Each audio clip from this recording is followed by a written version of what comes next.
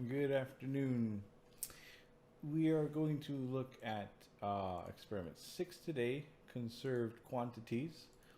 I do have to warn you that the pre-recorded video I made turned out a bit on the long side. um, just a few minutes over what I would have wanted it to be. So instead of just redoing it, we're just going to use it.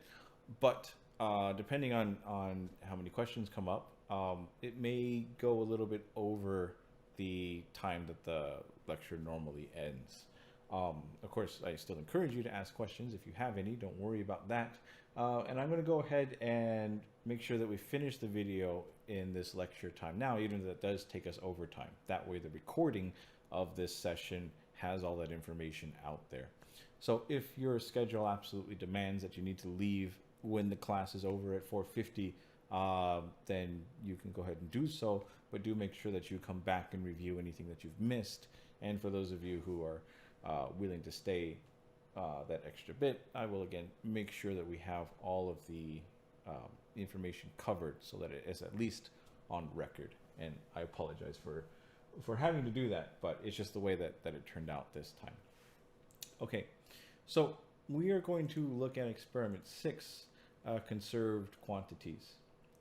I can't speak for all lectures, everyone's a little bit different, but I know that at least in my lecture, we just barely started talking about energy and conservation of energy today. In this lab, we will talk about the conservation of energy and the conservation of momentum.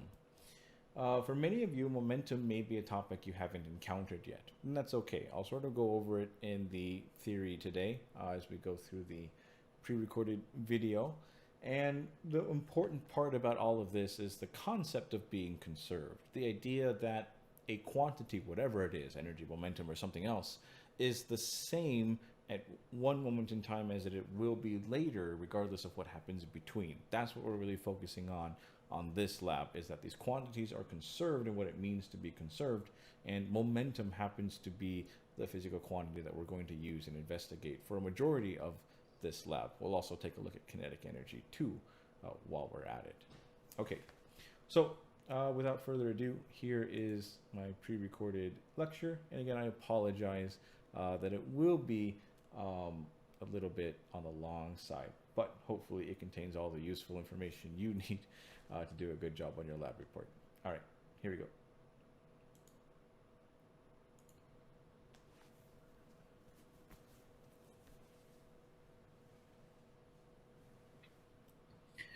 We're going to look at lab experiment 6, conserved quantities, in the lab manual today. As usual, we will take a look at the lab, some of the theory, the lab assignment, and the data video. In this laboratory experiment, we will deal with quantities involving momentum and kinetic energy. Depending on where you are in your lecture, you may have been exposed to these quantities, or maybe you have not. I will briefly introduce them and try to go through what we need to know for this lab experiment. The lab experiment itself will be investigating the collision of model cars on a track using laser gates in a computer to record and measure velocities. So, in physics, a conserved quantity refers to something that doesn't change. That means that the variable in an equation, which represents a conserved quantity, is constant over time. It has the same value both before and after some event may occur, like some collision. There are many conserved quantities in physics.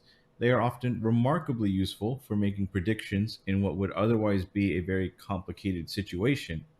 In mechanics, there are 3 fundamental quantities which are conserved. These are energy, momentum, and angular momentum. In this lab, we will take a look at the conservation of mechanical energy and linear momentum. To start with, what is momentum?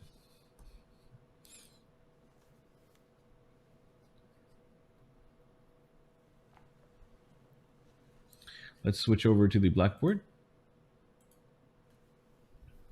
and define momentum. Momentum is defined as a quantity which we represent by a symbol P. That's the standard symbol for momentum. And the definition of momentum is the mass of an object times its velocity. Momentum is a vector. You can have momentum in some direction, and that is your mass times the velocity vector. The question for us is, when is momentum conserved?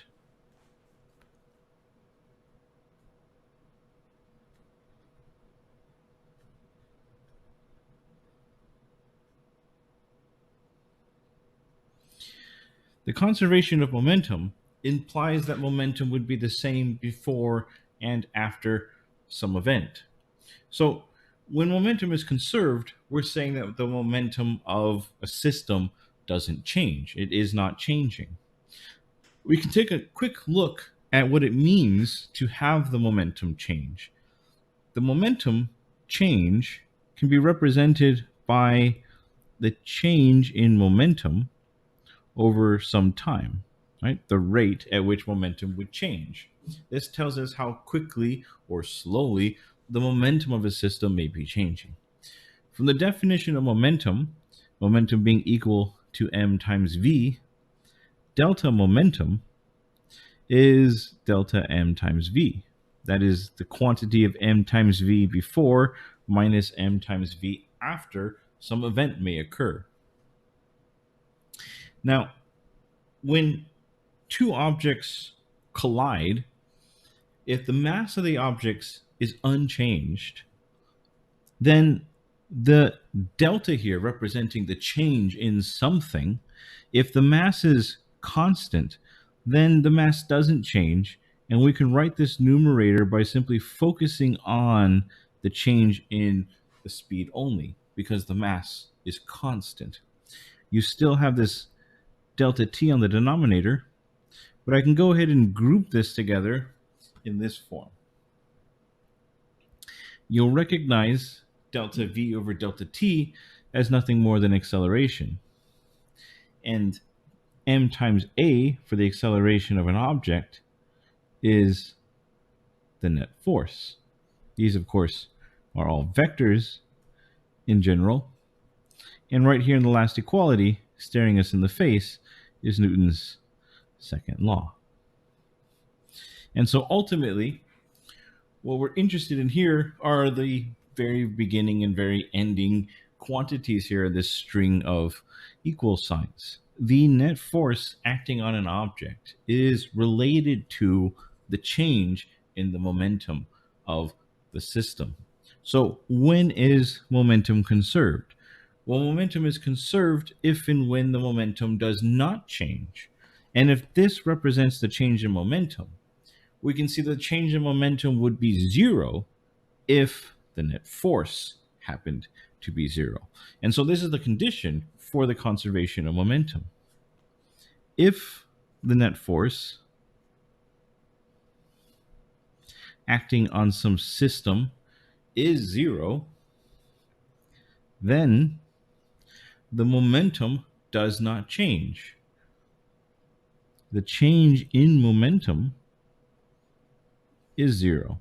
That is exactly what we showed in the line above. Now this implies if the momentum is not changing, it means the value of the momentum itself remains constant because it is not changing. And the momentum is constant, then that means that if you measure the momentum initially before something occurs and you compare it to the momentum in the final state after some event occurs, the momentum before and after would be equal to each other because the momentum is constant, and the momentum is constant because there is no change. And this is the conservation of momentum that we're after. When the momentum before a collision is the same as the momentum after a collision, that will be true if the net forces acting on the system will be zero. In the lab that we will do today, we will be looking at a collision of model cars on a track, something similar to the situation cartooned here.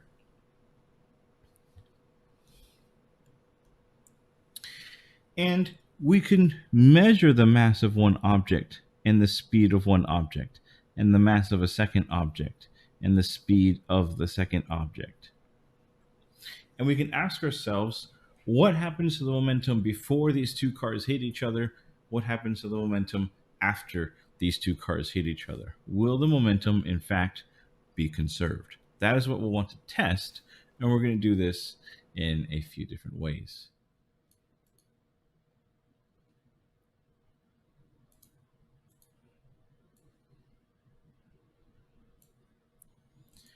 In this experiment, we're going to follow the lab manual fairly closely. The lab manual will go through some theory, which I will expand in a bit more depth in just a moment. And the lab manual has two different parts. There's a part A for a bouncing collision and a part B for a sticking collision, as they call it. We're going to look at both parts A and part B in this lab. And again, I'm going to go through the theory in a bit more detail on the blackboard, and eventually the data we need to take and how we're going to get that. So for part A,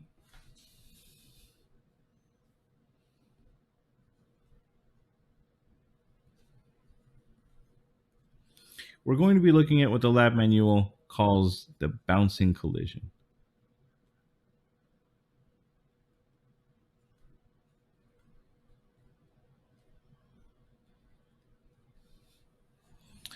And the situation is going to be something as follows.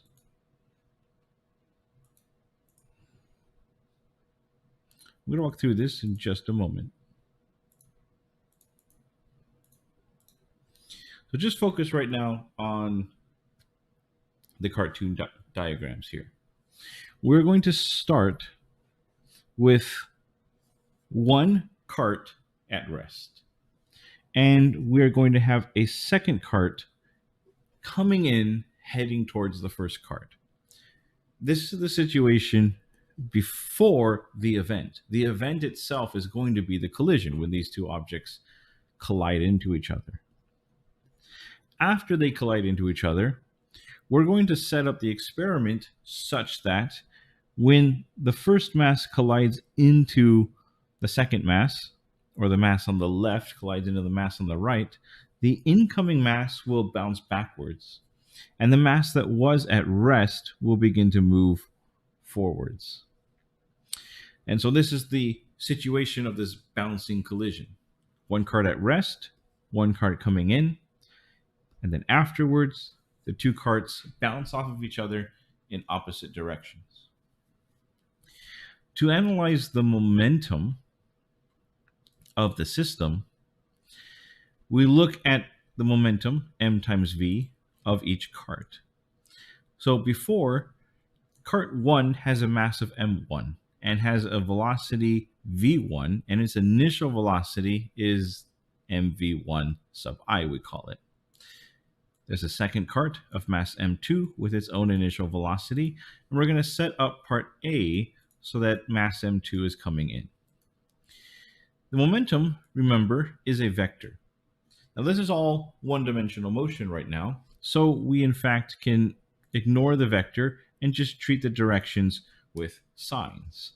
Since the initial mass m2 is the only one moving, and it is moving to the left, I'm going to go ahead and call the left direction positive. Then, if I look at the initial momentum of the system, the initial momentum of the first cart is m1 times v1 initial. But since the first cart is at rest, that initial momentum is simply 0. Now the system that I'm calculating the momentum for is everything. So I need to add the momentum of the first cart to the momentum of the second cart. The momentum of the second cart is m2 times v2 initial. And again, since I call the left direction positive, I treat this momentum as positive, and I add the momentum plus m2 v2 initial. Of course, 0 plus that value is just that value, And so this is the initial momentum of the system before the collision occurs. After the collision occurs, the two carts are going to bounce off in opposite directions. I stick with my same convention here and call the left direction positive. I calculate the final momentum of the whole system together. That means I add the momentum of both carts together. The momentum of the first cart is m1 times v1 final. This cart is moving to the left, and I'm calling that positive. So the final momentum involves a positive m1 v1 final. I need to add that to the momentum of the second cart. The second cart has a momentum of m2 times v2 final that is moving to the right. That is opposite the direction I call positive. So this momentum, in fact, added as a vector, I combine as a negative value here. And that is that final momentum.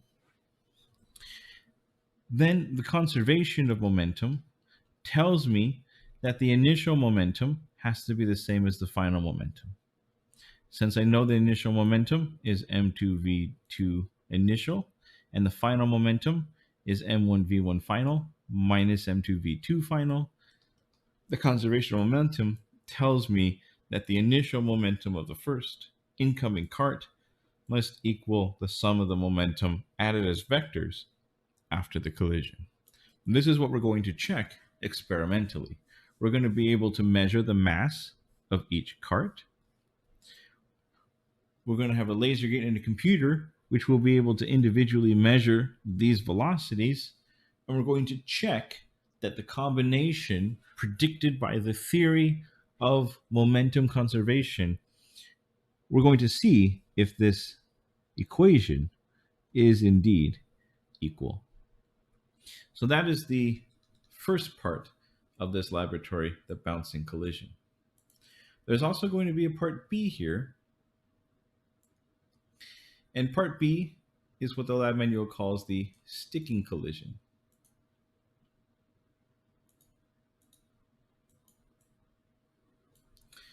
It's a similar situation, except the result of our collision is going to be a little bit different.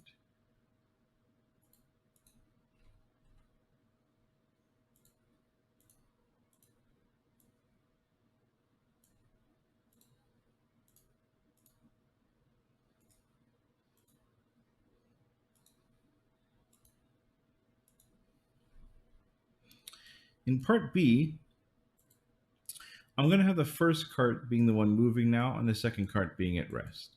The only reason why I choose this versus what we did before is because this mirrors which cart is actually going to be the moving cart in the data videos that we have available to us. In part A, the cart that is on the right will be moving towards the cart to the left.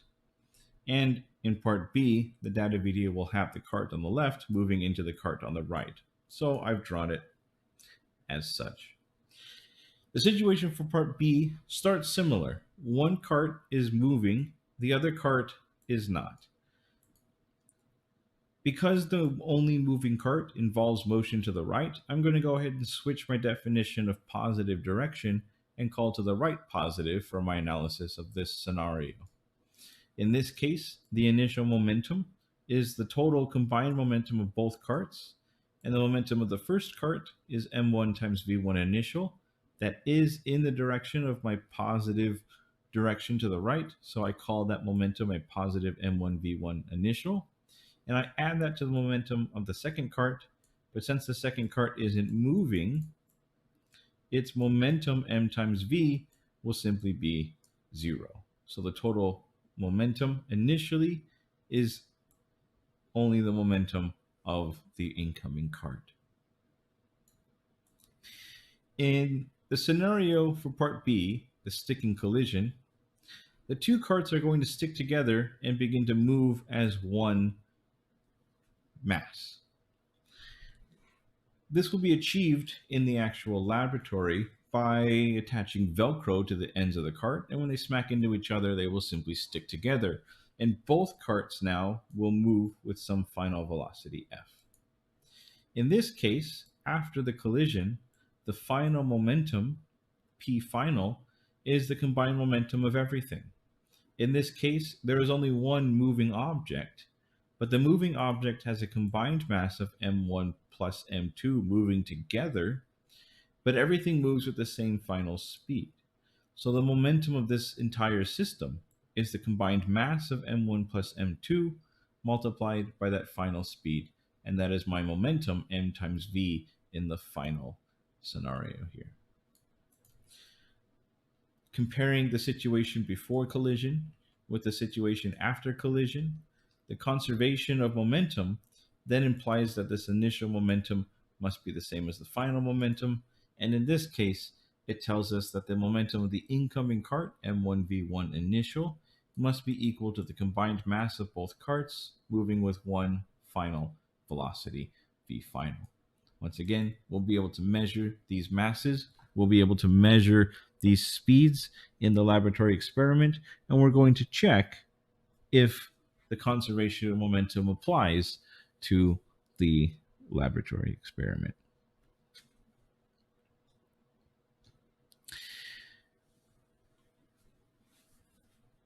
Now, those are the only two parts in this laboratory, part A and part B, and we will primarily be concerned with the conservation of momentum. But there is another quantity that we will also investigate in the process of doing this, and that is kinetic energy.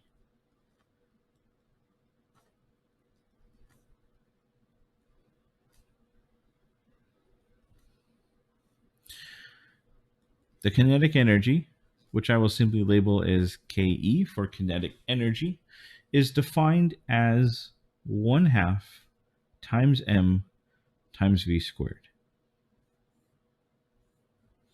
The kinetic energy is a completely different thing. It is not the same as momentum. It doesn't do the same thing. They don't talk to each other. For one, the kinetic energy is energy, not momentum. The kinetic energy is just a scalar. It is not a vector. It does not depend on direction. And the kinetic energy is always equal to 1/2 times the mass of the system times the speed of the system squared. Now, kinetic energy itself is not conserved. However, in our experiment, we will be able to collect data involving mass and speed. And so we will be able to calculate the kinetic energy of these carts in parts A and in parts B.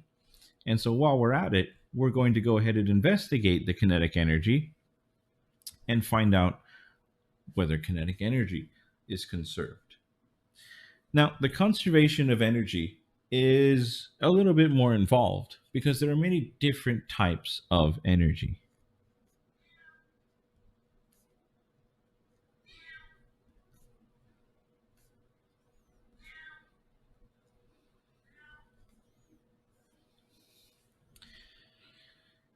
In mechanics, which is the subject of this course, we will be interested in the conservation of mechanical energy. So in fact, we can go ahead and write that down if you want.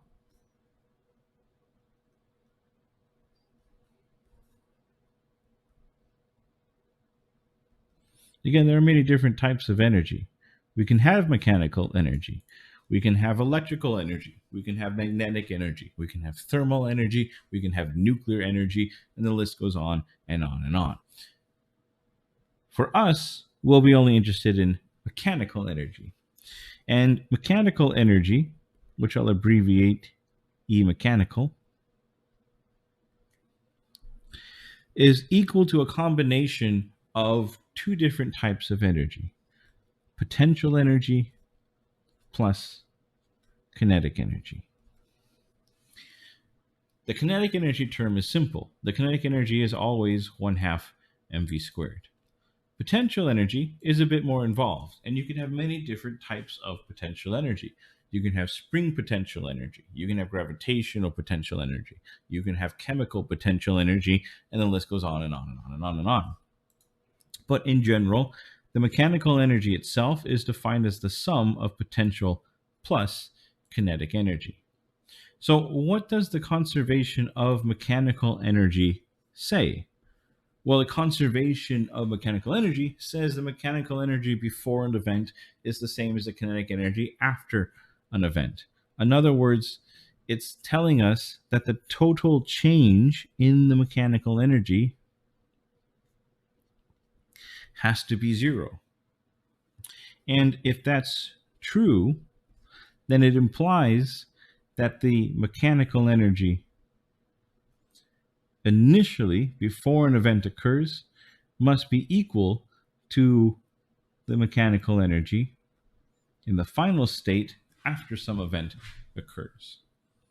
So these two statements say exactly the same thing. If the change in the energy is zero, it means the energy is constant. And if the energy is constant, it means that initial will be equal to final. Now, the initial mechanical energy is a combination again of potential plus kinetic. So when the total mechanical energy is equal to zero, this is also saying the total potential energy plus the change in the total kinetic energy is equal to zero.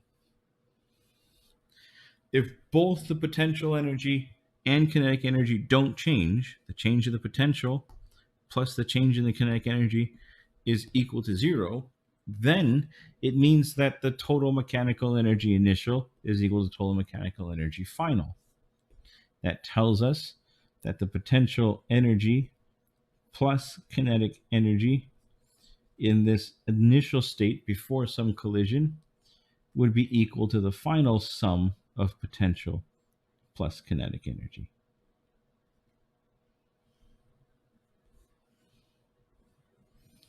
Again, these are two different ways of saying the exact same thing. If it doesn't change, it means initial is equal to final. So take careful note of what all this says. And there is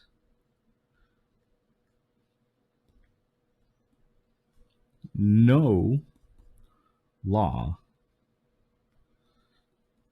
of conservation of kinetic energy. There is only conservation of mechanical energy. There is no such thing as the law of conservation of energy, right? It does not exist. So the question then is, when is kinetic energy conserved?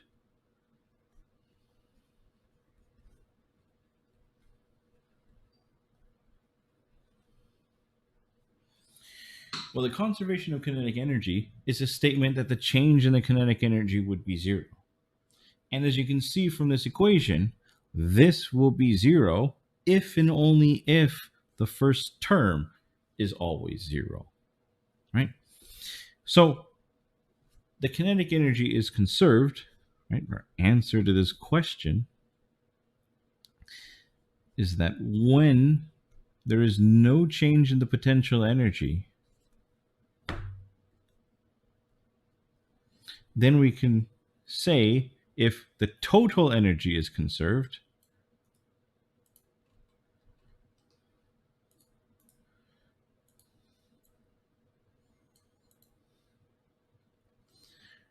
right, then this statement is the same as saying that the total kinetic energy doesn't change, right? And again, this is a really special condition. This is not always true. This is the law of physics, that the change in the mechanical energy can be zero. But that does not immediately tell you the kinetic energy is conserved. However, if and only if the potential energy is zero, then this will imply that the kinetic energy is conserved. So that is the condition. If the change in the potential energy happens to be zero, then note that the potential energy before and the potential energy after would be the same. So if you subtracted them from both sides of the equation, it would finally tell you that the initial kinetic energy is the same as the final kinetic energy. But again, that's a very special condition. It only occurs if there is no change in potential energy during the collision of two objects. So we are again primarily going to be interested in testing the conservation of momentum equations for these two collisions.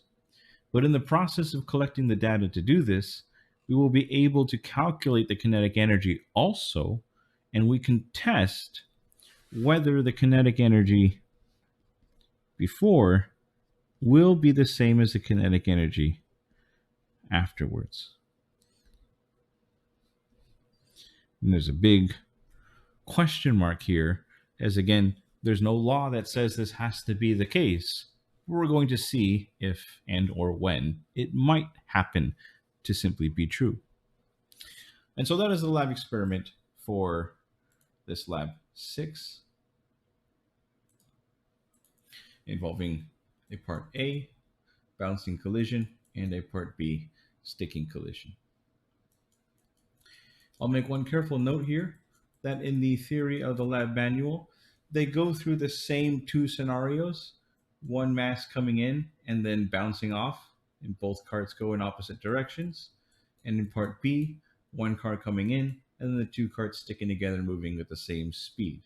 However, do take careful note that the lab's equations are slightly different than the equations I've written down, because in the lab manual scenarios, in both cases, the incoming cart is the one to the left.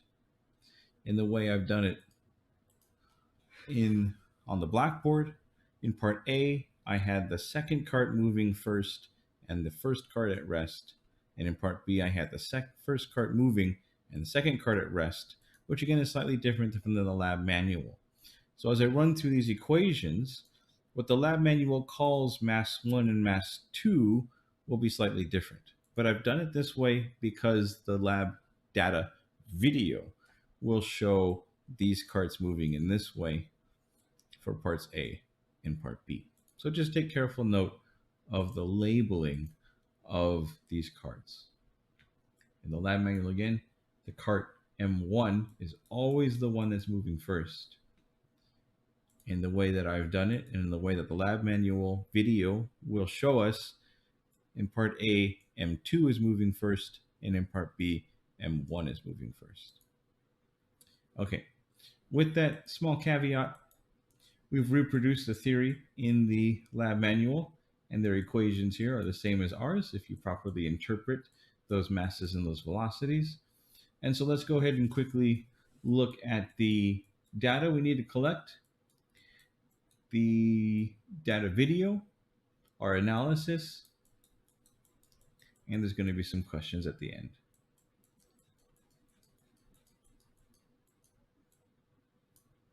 So here's our lab assignment for this lab, conserved quantities.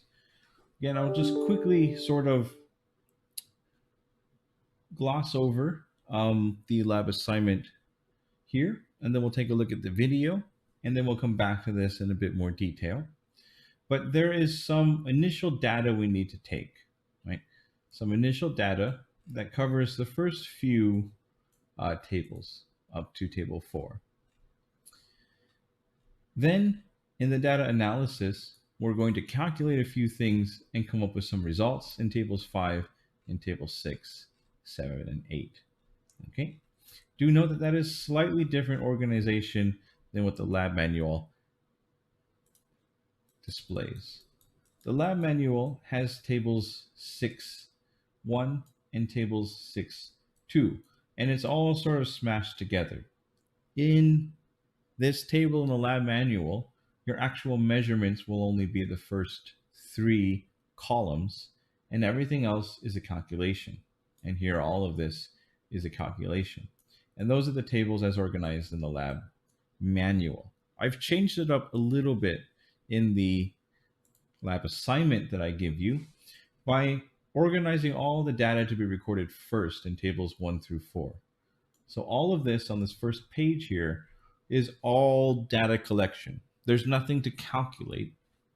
And I've split the tables in the lab manual into separate tables 5 through 8 to be all the calculations. There's 2 tables for the calculations in part A, and there's 2 tables for the calculations in part B. There are 2 data tables to collect data in part B. I'm sorry, one table for part B, one table for part A, and then some tables for some initial data that we'll be using throughout the lab, like the mass of the cars. Okay, with that quick overview, let's go ahead and take a look at the data video. I'll note here before I start playing the video itself that in this video, there are actually two different videos that you want to take a look at. If you look at the description of the video, there's another link here for video for the masses of the carts. The masses of the carts are in this video, but they occur at the very end and it's cut off a bit. So they've amended additional video here. I'll open this in a new tab right now to show you the masses of the carts. And there's a screenshot of these masses, all the masses we're going to need in great detail here. So that will essentially help you fill out these masses here.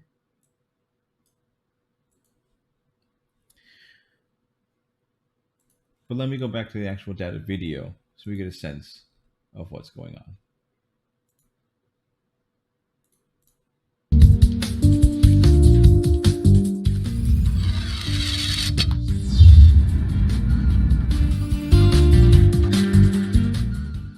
Hello and welcome to Conserved Quantities. We have two computers today, each giving the output for each sensor. We take a look at two objects in collision that requires us to set up a red car with a post of diameter thickness. We measure the blue car's effective thickness for its sensor as well. All right, so ultimately, what we're going to be doing is running these cars into each other along this track.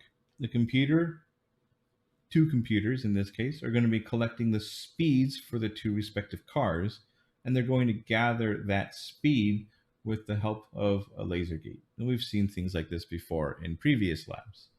As before, the way that this laser gating computer can calculate the speed is by noting the amount of time that the laser is blocked and knowing the size of the object that ends up blocking the laser. In this case, the carts themselves are below the laser, so what's actually going to block the laser are these poles. And that's why she has measured the size of those two poles, which you can see in this screenshot here.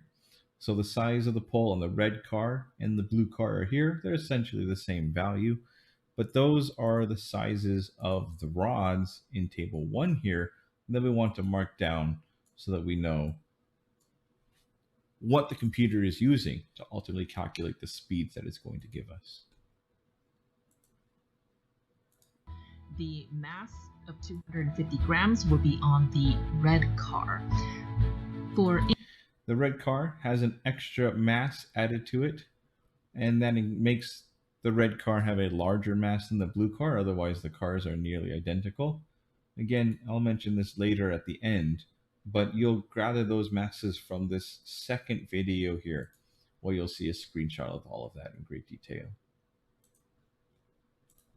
Inelastic sticking collisions, we use the Velcro side. For the elastic bouncing collisions, we use the magnetic side. The magnets are mounted so that the same pole is opposing each other. We will set the number of triggers to 2. This will allow us to run a fun trial at the end of part A. So this part of the lab video is going through the setup of the computers to be able to collect the right data. Of course, we don't have access to the actual equipment, so you can ignore this setup because there is nothing for us to set up. We're just going to watch the instructor run the experiment and collect that data. So as we've seen before, we can go ahead and sort of skip the setup here. Now there is this other part, leveling track and friction. And by testing for a level track, remember that we expect some friction, so let's take a look at our data.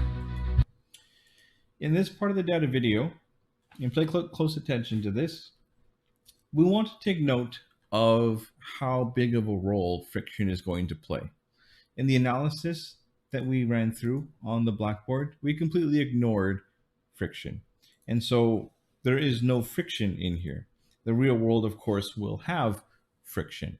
So friction we will treat as some uncertainty in the measurement that we have not accounted for in the theory. And we want to keep track of that error. In the actual data video, she goes into detail of what you would need to do to set this up in the actual laboratory if you were there with the equipment. And one of the things you need to make sure when you set this up is that the table is itself level, that the track is level and not at a slant in one way or the other. So the lab instructor will go through a series of trials here to test what the speed changes in going in one direction and the other direction. If she knows that it speeds up in one way when it slows down in the other way, then the track is not level. So we, of course, don't need to make the track level because we don't have the track at our disposal. But what we are interested in is once it is level, then we can deduce any changes in the velocity between these two gates to be due to the force of friction.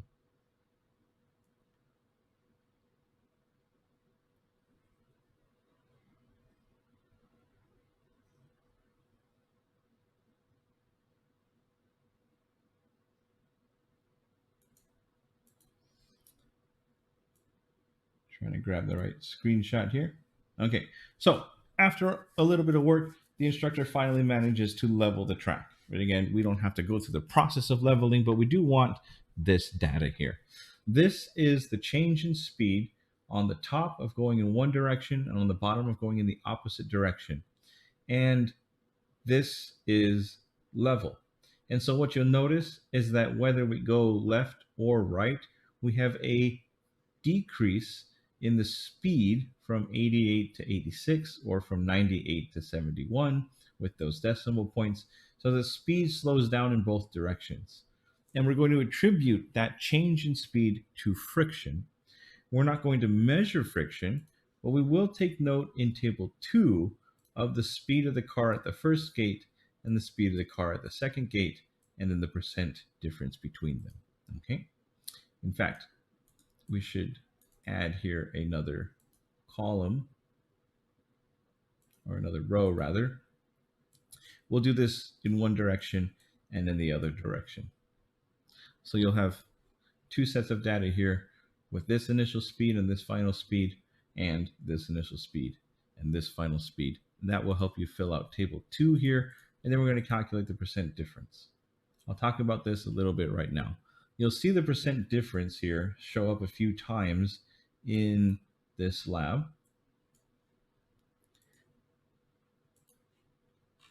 And it's nothing too complicated here.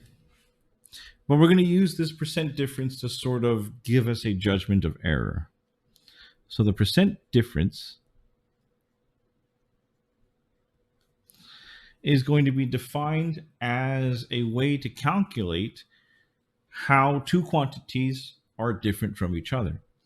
So if I have a measured quantity, the percent difference of a quantity, let's just say X, we're going to define this percent difference as the absolute value of the difference of these two quantities. So we want to know how apart these two are from each other, but we don't really care about which one's bigger. That's what the absolute value is there for.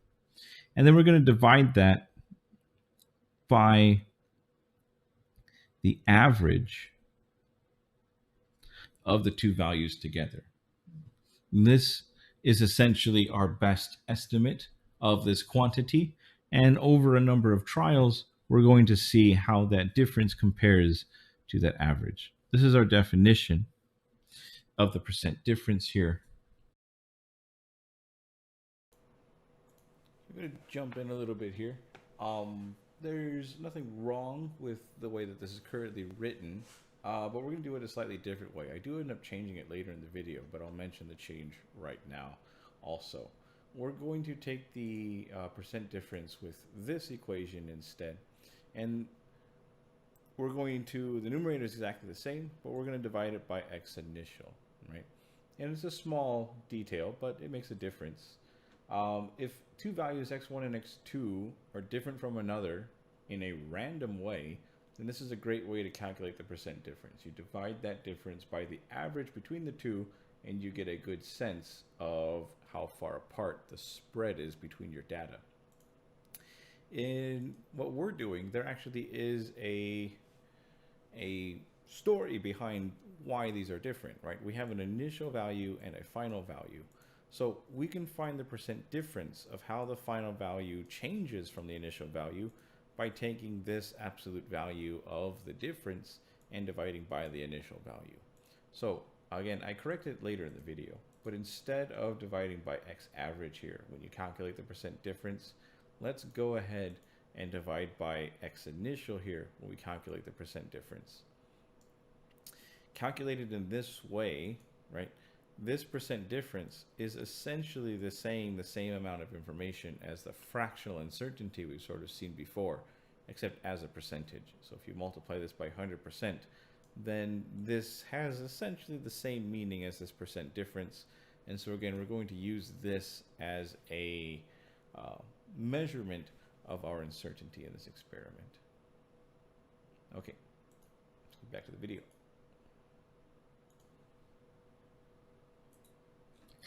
And that is what you can calculate here in this far column on table 2.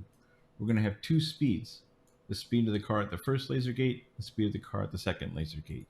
If we had a perfect scenario with no friction, then Newton's first law would say these speeds are the same in the absence of external forces. And if I had 88 at this laser gate, I would expect 88 over here. But there is an external force, there is this friction. So the cart slows down as it moves. So there's a percent difference in those two speeds, which we calculate here. And again, the actual equation to calculate that percent difference is going to be the speed at one gate minus the speed at the other gate divided by the average value of the speeds between the two gates.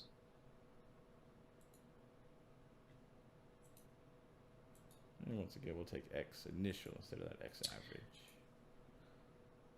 Begin our experiment. Keep in mind the triggers for each sensor. Keep track of which data trigger belongs to the initial, before the collision, and final, after the collision, velocities of each car.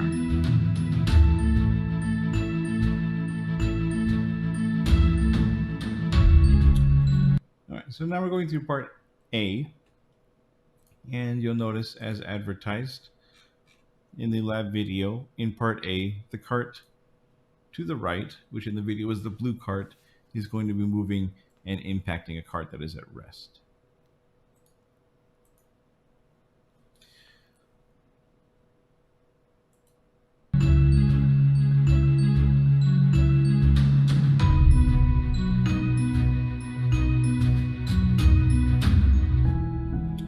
Okay, so let me replay this collision really quick. Each car. Take a look at what the computer is actually recording here. All right, so if you saw that carefully, the blue car actually passed the laser gate twice.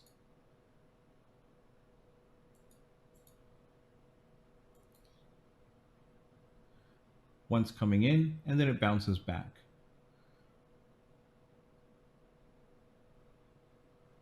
Watch the blue cart, and there it goes, right? So you'll notice the computer actually picks up two data points and records two different speeds. Now we don't care about that second speed. The scenario we want to investigate.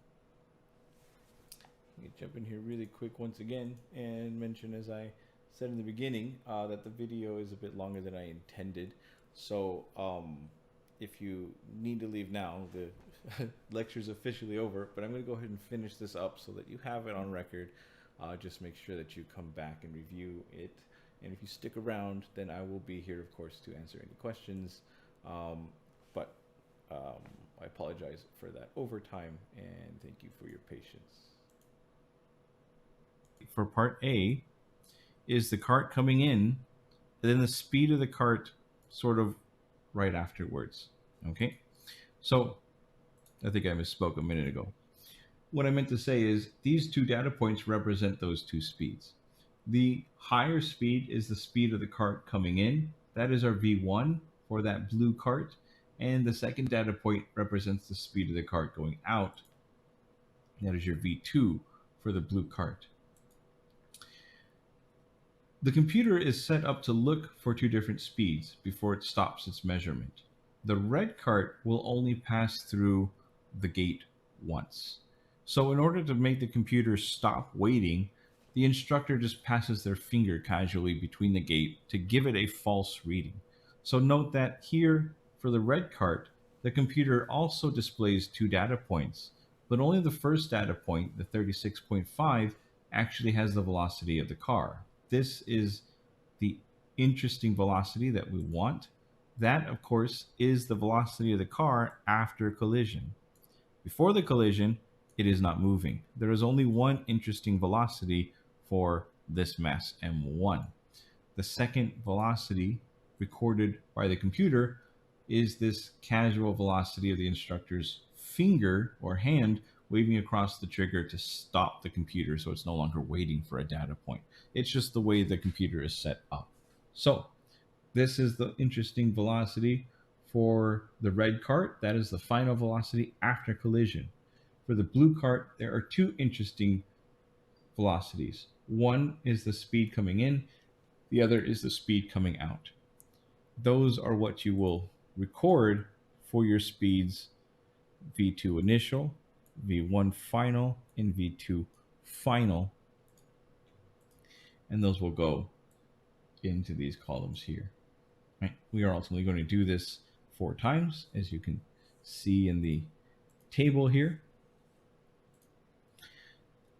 But that is your initial speed of the blue cart, your final speed of the blue cart, and your final speed of the red cart. Note that the initial speed of the red cart would be 0, and there's a quick sanity check here to just give me the color of which car is stationary. Right? Again, if you were in the lab, you could choose which car you want to be stationary, but here, just write down in the lab video which is the moving car. And again, it's going to be different in part A than in part B, so make sure to record that.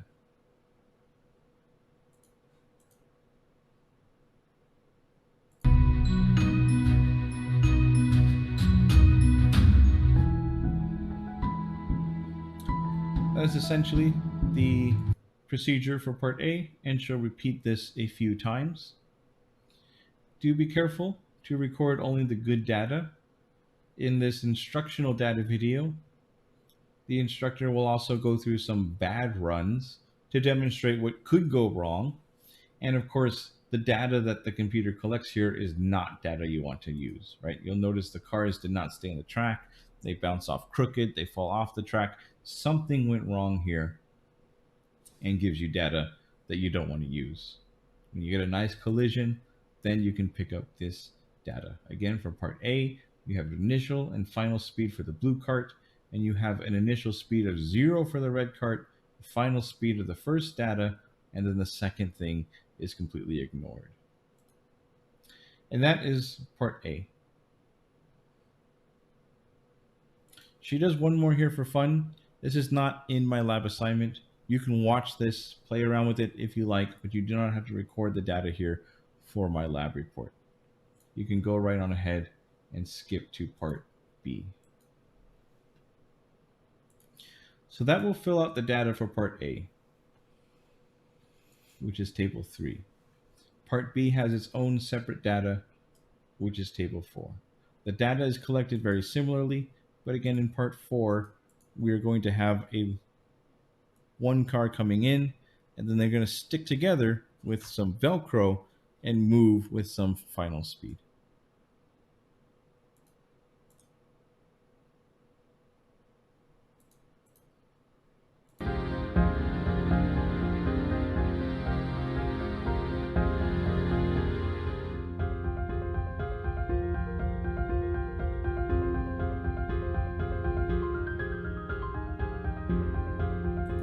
All right. So there's your data for part B. You want the speed of the incoming car before the collision, and then after the collision, both cars stick together and they move at some final speed. We'll take a look at the computer data here. Again, the hand wave in front is just to stop the computer recording. But the incoming car is now the red car.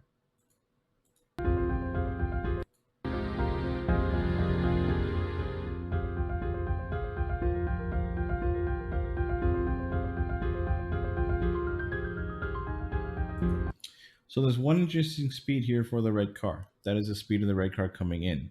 That is your initial speed of your incoming car in part B. You'll notice here that there are two speeds recorded for the second laser gate here. What are these two speeds? Well, the two carts, after collision, will stick together. And you'll notice that as they pass through this laser gate, both bars will end up blocking the laser. That means that the computer will calculate two different speeds. Now, these two speeds would be the same if there was no friction. But because there is friction, the farther the combined cart moves, the slower it will go. We are interested in the speed, the final speed of everything after the collision. So the only data point you want to record, the only one you care about, is the first one, right? And that is the only thing you need to record here in the table 4 is that speed just after. So don't record the slower speed that is slowing down because of friction. And again, we're going to treat that as an error. We're only interested in this first speed. And that is the data you collect here for part B, filling out table 4. She's going to do this 4 different times. In the lab data video, you're going to record that data 4 times. And that essentially concludes the data video. And then I'll make one final reminder here that you have a second video to get accurate readings for these individual masses here. And that fills out table 1. Once you have all of this information recorded, all the data from tables 1 through 4, you can then start calculating the momentum. Remember, the momentum is m times v. Show your calculations for trial 4 in detail here, and then you can go ahead and fill out this table. There's your percent difference again. You're going to take the percent difference between your initial and final momentum here. I'm going to make a slight change to what you're going to do here.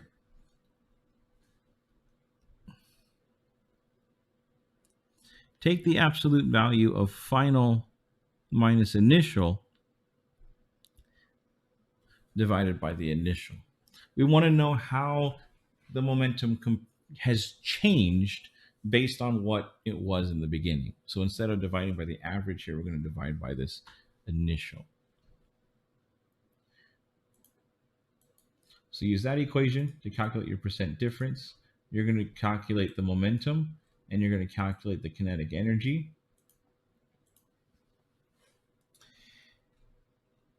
And the momentum and the kinetic energy for part B. There looks like a lot of questions, 1 through 7, but it's not as bad as it looks.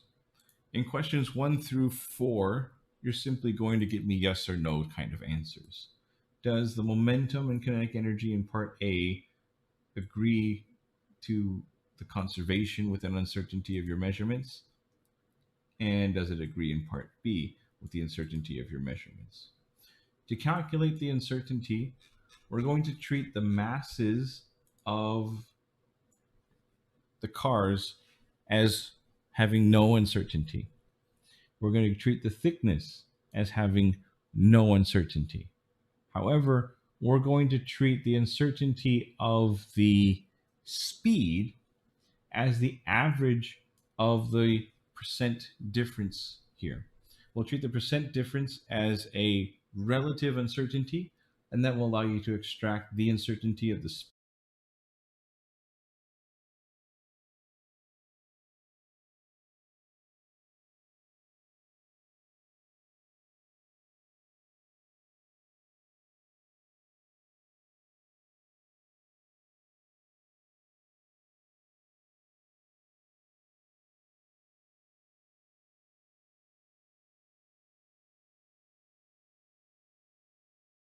you guys are right. I'm muted. Sorry for that.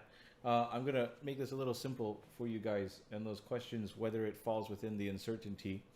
You can calculate the uncertainty in table 2, this percent difference from the speed of these cars. And again, we're attributing all of that to friction and treating friction as a measurement uncertainty. So the average of these two values gives you some uncertainty, whatever it happens to be, 5%, 7%, 2%, whatever the data gives you. And then that is the percent error due to friction, right? And considering friction is the only source of significant error in this laboratory, when you calculate the momentum and the kinetic energy and you get percent differences for the momentum and the kinetic energy, all you really need to do for a quick check is ask yourself, is the percent difference of the momentum smaller than the percent difference in the velocity, right? If it's smaller than the percent difference in the velocity, or about equal to, then we can say that momentum has been conserved except for the same amount of error that was due to friction, and we'll say momentum was conserved. If the percent difference in the momentum is larger than the percent difference that you get here on average with the speeds, then we'll say that friction could account for this much error, but because the percent difference in the momentum is even bigger than that, there may be something else going on where they are not conserved, right? So that's a really easy way to sort of answer those last questions 1 through 4. Check the uncertainties in the later tables, those percent differences with your percent difference in table 2, and then see if they are bigger or smaller than this average percent difference here. Okay, the video is just about over. Speed, and then within that uncertainty, do these values of momentum agree with one another, and do the kinetic energy agree with one another? Then you can address questions 1 through 3 in the lab manual. And there's some 3 quick questions here. So again, it looks like a lot of questions. The questions 1 through 4 are going to be simple yes and no answers. You may need to do some quick calculations for yourself to determine whether the answer is yes or no, but there's not a whole lot you need to explain here. Show your calculations if you want some partial credit if you get it wrong, but showing your work here is optional, yes or no, for questions 1 through 4. And that will do it for this lab for conservative quantities. Okay, so that's it. Again, I apologize for that being a little on the lengthy side. Thank you for those who stuck around, but at least it's on record for everyone else. Any last minute questions? All right, so hopefully what I explained in the video helps you out, even though it went longer than I expected. Same dig as usual, due before the beginning of the next class. You guys enjoy your weekend, and I will see you next Thursday. Thank you guys, and stay safe.